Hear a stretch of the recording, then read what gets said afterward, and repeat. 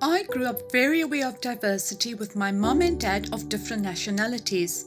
But I was also aware of diversity growing up in Johannesburg during the apartheid era in South Africa. People lived in segregated areas primarily based on the colour of their skin. And even for non-whites, there was further segregation with people classified as coloureds, Indians and blacks. As a non-white, you were not allowed to ride first class on buses or trains.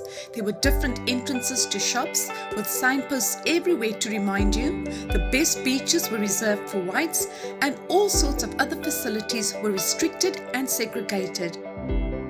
When I was in high school, we started to question these inequalities and there was a lot of unrest. Riot police were sent to control our schools. They had dogs, tear gas, guns and batons.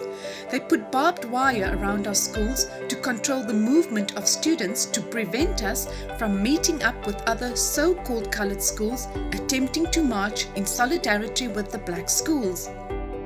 We took part in protest marches and some of our friends were imprisoned, even being placed in solitary confinement and detained indefinitely without access to lawyers.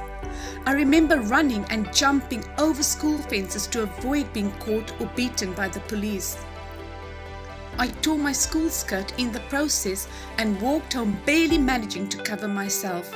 It was a life of being sectioned off, restricted and mistreated because of the prevalent view of the difference and diversity. Several years later, 2 years after Mandela's release, we moved to the UK and the freedom we found here highlighted what an abnormal society we had lived through. I've been a Christian from a very young age and I believe God has used all these experiences to strengthen me.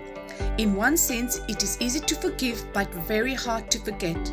I've had to overcome bitterness and the regret of missed opportunities as I grew up.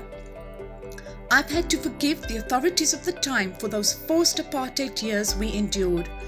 One thing I've learned is that God is love, irrespective of colour, race or creed.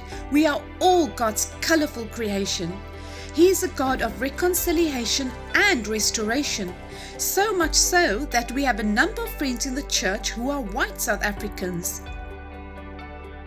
Seeing all the different nations represented at King's is wonderful, and my dream for King's would be to see that happening all the more, including continuing to grow in diversity in terms of age and gender, with more women being involved in leading and preaching.